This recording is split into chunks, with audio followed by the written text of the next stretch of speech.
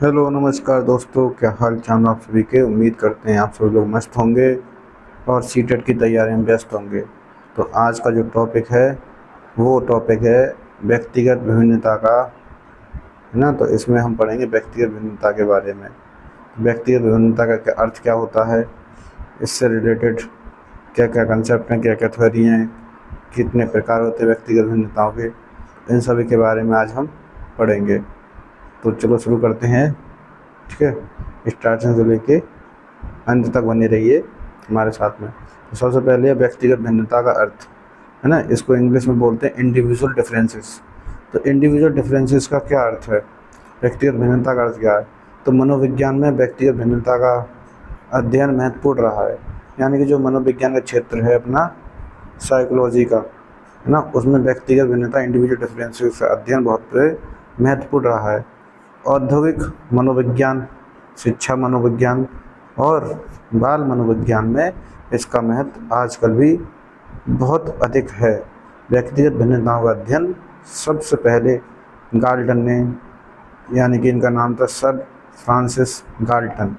तो सबसे पहले व्यक्तिगत भिन्नता का अध्ययन सर फ्रांसिस गाल्टन ने 1879 में शुरू किया था और इनके यह अध्ययन मनोवैज्ञानिक थे।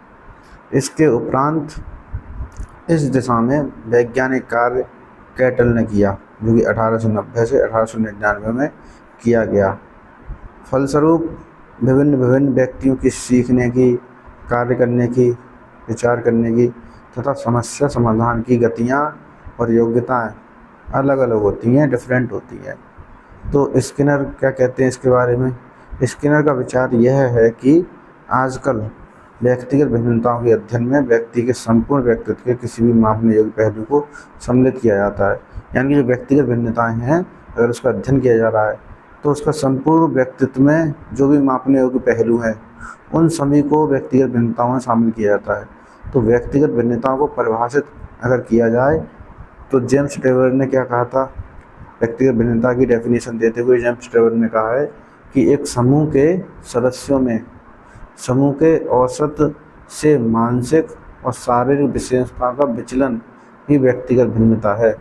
यानी कि स्पष्ट है कि किसी विशेषता के समूह के औसत से विचलन ही व्यक्तिगत भिन्नता कहलाती है। यानी कि समूह का जो औसत है उससे अगर विचलन है, उससे अगर डिफरेंस आ रहा है उनमें ना, उसका जो औसत है समूह का, उससे जो भी डिफरेंस आएगा वही व्यक्तिगत भिन्नता है ना। बुद्धि, स्मृति, चिंतन, विचरण, लंबाई, चौड़ाई, रंग रूप आदि कुछ ऐसी सामान्य सी विशेषताएं हैं जिनके आधार पर प्रत्येक समूह के व्यक्तियों में समूह के औसत के दृष्टिकोण में अंतर होता है। यानी कि इन सभी के बेस पर, इन सभी के आधार पर सामान्य विशेषताएं के अलावा इनमें क्या मिलेगा, अंतर मिलेगा। बुद्धि स्तर में अंतर मिलता है, स्मृति स्तर में अंतर मिलेगा, चिंतन अलग अलग प्रकार का होगा, विचरण, लंबाई, चौड़ाई, रंग रूप, ये सभी कुछ, इन सभी में क्या मिलता है, अंतर पाया जाता है। तो व्यक्तिगत भिन्नताओं के प्रकार कितने हैं, इनके इंडिविजुअल डिफरेंसेस के टाइप कितने हैं। तो सबसे पहले तो शारीरिक भिन्नता, यानी कि जो बच्चा है, कोई भी है इंसान, दुनिया में हर किसी का शरीर अलग अलग प्रकार का होता है। तो शारीरिक भिन्नताएं अनेक प्रकार की हो सकती हैं। जैसे सभी व्यक्तियों की त्वचा का रंग, है ना, अलग अलग मिलेगा, तो उसके त्वचा के रंग में व्यक्तिगत भिन्नताएं पाई जाती हैं। या फिर कोई अधिक गोरा होता है ना, कोई कम गोरा होता है, कोई सांवला है, कोई काला है, और कुछ व्यक्ति बहुत ही काले होते हैं। यानी कि रंग में क्या अंतर है, रंग में भी अंतर मिलता है। तो व्यक्तियों के रंग में अगर अंतर मिलता है ना, रंग में, रूप में, उनकी जो फिजिकल डिफरेंस आता है ना, शारीरिक भिन्नता है, शरीर के साथ में, शरीर में कोई भी अगर अंतर है, जैसे कि उनकी लंबाई, शारीरिक परिपक्वता, है ना, फिजिकल मैच्योरिटी, शारीरिक भार यानी वजन, शारीरिक गठन, आपका शरीर का गठन कैसा है ना, तो आदि सभी लक्षणों की दृष्टियों से व्यक्तियों में व्यक्तिगत भिन्नता पाई जाती है। कोई कम लंबा होगा, कोई अधिक लंबा है, किसी की शारीरिक परिपक्वता, किसी में जो है उसका शरीर अधिक परिपक्व है, किसी का कम है। तो इन सभी में शारीरिक भिन्नताओं में भी व्यक्तिगत भिन्नता देखने को मिलती है। अगला दूसरा नंबर है रुचि की भिन्नता, यानी कि रुचियों की दृष्टि से इंटरेस्ट के आधार पर देखा जाए तो इंटरेस्ट भी सभी के अलग अलग होते हैं, तो इसमें भी व्यक्तिगत भिन्नताएं पाई जाती है। जैसे सभी व्यक्तियों की शैक्षिक रुचियाँ समान नहीं होती है ना, एजुकेशनल इंटरेस्ट सभी के एक जैसे नहीं होंगे, उनमें भी अंतर पाया जाता है। तो एक ही विषय, जैसे कि मनोविज्ञान को ले लो, तो मनोविज्ञान, किसी में मनोविज्ञान की रुचि अधिक है, किसी में मनोविज्ञान को लेकर रुचि कम है, किसी में अधिक पाई जाती है, किसी में कम पाई जाती है। तो यही तो अंतर है, जो अंतर पाया जाता है उसी को हम व्यक्तिगत भिन्नता कह रहे हैं ना। व्यक्ति की अलग अलग, व्यक्ति के अंदर अलग अलग, सभी व्यक्ति में अलग अलग भिन्नताएं पाई जाती हैं। तो इसी प्रकार से भिन्न भिन्न व्यक्तियों में भिन्न भिन्न विषयों के प्रति भिन्न भिन्न मात्रा में रुचियाँ पाई जाती हैं। किसी को कोई विषय अच्छा लगता है, किसी को कोई विषय अच्छा लगता है। तो जिस प्रकार से शारीरिक भिन्नताओं को मापा जा सकता है, उसी प्रकार से रुचियों की भिन्नताओं को भी मापा जा सकता है। शैक्षिक रुचियों की तरह ही व्यावसायिक और सामान्य रुचियों में भी व्यक्तिगत भिन्नताएं पाई जाती हैं। यानी कि वोकेशनल कोर्स हैं और जनरल जो सामान्य इंटरेस्ट हैं, उनमें भी अंतर पाया जाता है।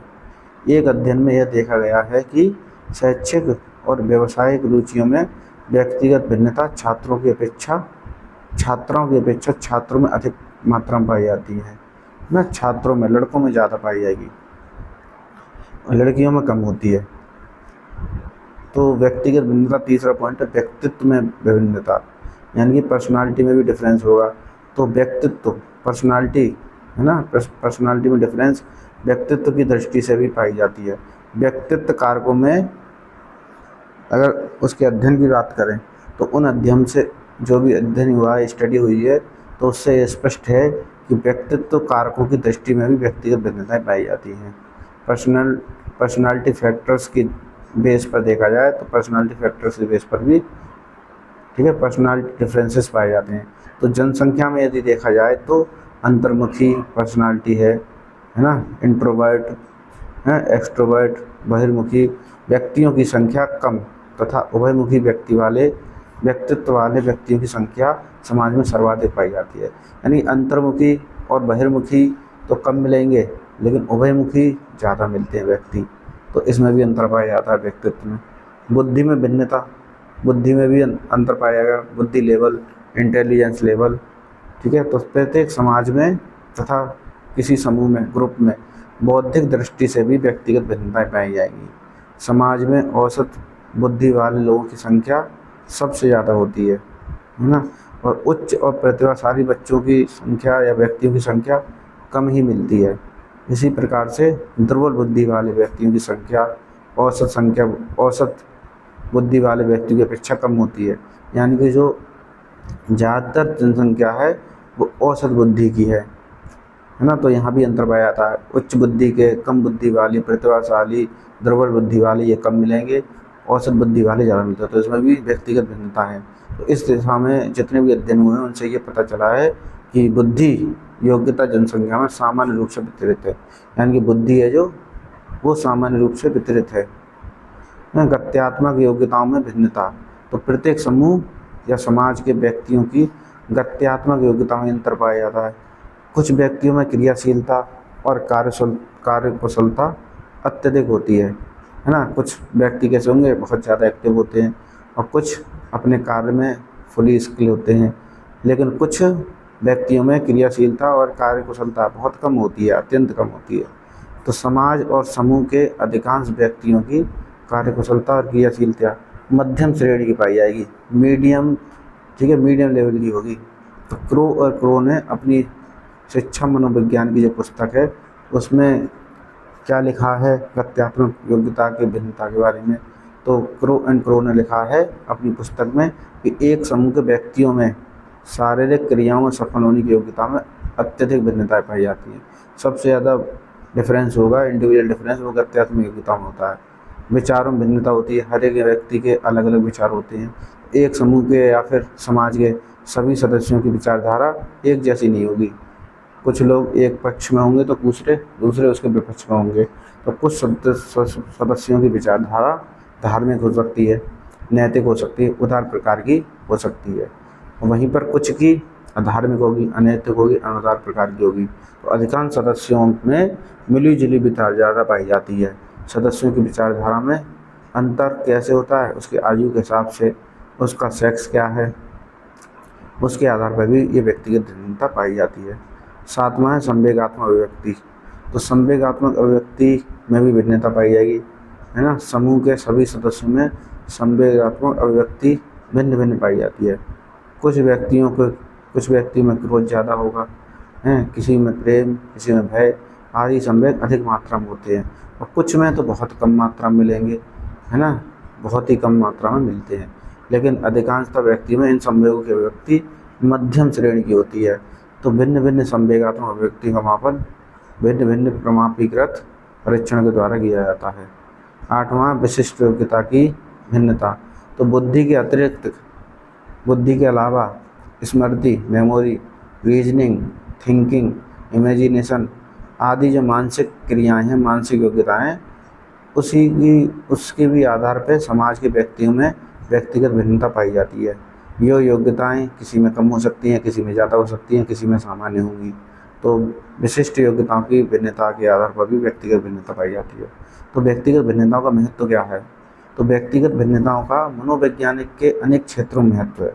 यानी इंडिविजुअल डिफरेंसेस हैं, वो साइकोलॉजी के फील्ड में उनकी बहुत ही इम्पोर्टेंस है। औद्योगिक मनोविज्ञान है, शिक्षा मनोविज्ञान है, बाल मनोविज्ञान है, इसके क्षेत्र में व्यक्तिगत भिन्नताओं का बहुत ही ज़्यादा महत्व है।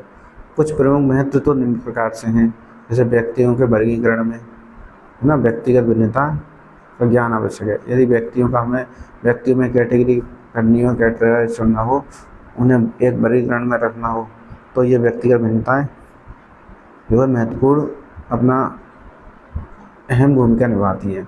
यह वर्गीकरण विद्यालय में विद्यार्थियों का हो सकता है। विद्यार्थियों का मानसिक योग्यता के आधार पर वर्गीकरण करके उन्हें शिक्षा दी जाती है। तो शिक्षा उनके लिए बहुत उपयोगी हो जाएगी। यानी कि अगर हमें पता होगा कि किस बच्चे की मानसिक योग्यता ज़्यादा है, किसकी कम है, तो हम जिसकी कम है उसको हम उस प्रकार से पढ़ाएंगे, और जिसकी ज़्यादा है उसको उस प्रकार से पढ़ा कर शिक्षा दी जाती है। तो उदाहरण के लिए जैसे उच्च बुद्धि लब्धि, है ना, उच्च स्मृति, तर्क, कल्पना शक्ति, इन सभी की क्या होगी? जिन बच्चों की हाई होती है, माफ़ी चाहेंगे, ये तो जूम हो गया बहुत ज़्यादा। तो कहाँ पर थे? हाँ, उदाहरण के लिए उच्च बुद्धि लब्धि, स्मृति और तर्क तथा कल्पना शक्ति वाले छात्रों को एक कक्षा में रखा जाए, है ना, और मध्यम श्रेणी वाले छात्रों को दूसरी जगह पर। उन योग्यताओं की दृष्टि से जो निम्न श्रेणी के छात्रों को अलग कक्षा में रख करके यदि शिक्षा दी जाती है, तो शिक्षा उस व्यवस्था की अपेक्षा अधिक उपयोगी हो जाती है, जिससे कि विभिन्न योग्यताओं वाले छात्रों को एक ही कक्षा में रख कर शिक्षा दी जाती है। अध्ययनों में देखा गया है कि कक्षा में मानसिक दृष्टि से जितनी ही अधिक समाज समजातीयता होगी, शिक्षा का प्रभाव उतना ही समान होगा। कक्षा बनवाने हेतु वर्गीकरण कई आधार पर किया जा सकता है, जैसे मानसिक योग्यताओं के आधार पर, रुचियों के आधार पर क्लास बना सकते हैं, लिंग भेद के आधार पर बना सकते हैं, सामाजिक आर्थिक स्तर के आधार पर, शारीरिक दोषों के आधार पर भी कक्षाओं का निर्माण होता है। तो शिक्षा में शारीरिक दोषों को ध्यान में रखना उतना ही अधिक आवश्यक है ना, शारीरिक दोषों को भी ध्यान रखा जाता है। तो कक्षा में व्यक्तिगत भिन्नताओं के अनुसार शैक्षिक आवश्यकताओं की पूर्ति के लिए आवश्यक है कि कक्षा में बालकों की संख्या अधिक से अधिक 20 होनी चाहिए। कक्षा में विद्यार्थियों की संख्या कम से कम होने से अध्यापक विद्यार्थी को भली भांति जान सकता है। जब एक शिक्षक का विद्यार्थियों से व्यक्तिगत संपर्क होता है और डायरेक्ट जब संबंध होता है, तो वह अपने विद्यार्थियों से उनके स्वभाव के अनुसार कार्य करवा सकता है ना। कम बच्चे होंगे तो क्या हो जाएगा? कम बच्चे होंगे तो टीचर उनसे उनके व्यवहार को भली भांति समझ सकता है।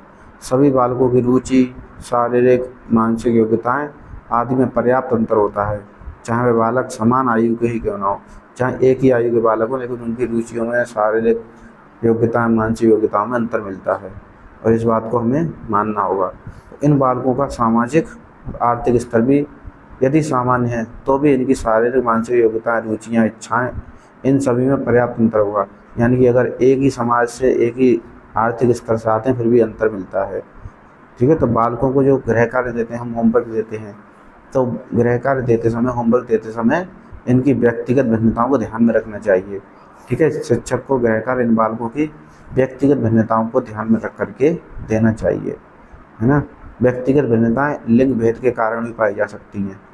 तो अतः कहा जा सकता है कि बालक और बालिकाओं की मानसिक योग्यताएं, रुचियों, आवश्यकताओं और क्षमताओं आदि में महत्वपूर्ण अंतर पाया जाता है। अतः अभिभावकों को, माता पिताओं को इन अंतरों को ध्यान में रख करके बालकों को सिखाना चाहिए, प्रशिक्षण देना चाहिए और टीचरों को भी, है ना, शिक्षकों को भी इन व्यक्तिगत भिन्नताओं का संपूर्ण ज्ञान होना चाहिए और उसी के आधार पर इनको शिक्षा या प्रशिक्षण देना चाहिए। तो ये था हमारा व्यक्तिगत भिन्नता का टॉपिक। उम्मीद करते हैं आपको ये समझ में आया होगा। यदि कोई आपको समझ में नहीं आती कोई बात तो आप कमेंट कर सकते हैं। तब तक के लिए जय हिंद, जय भारत, वंदे मातरम।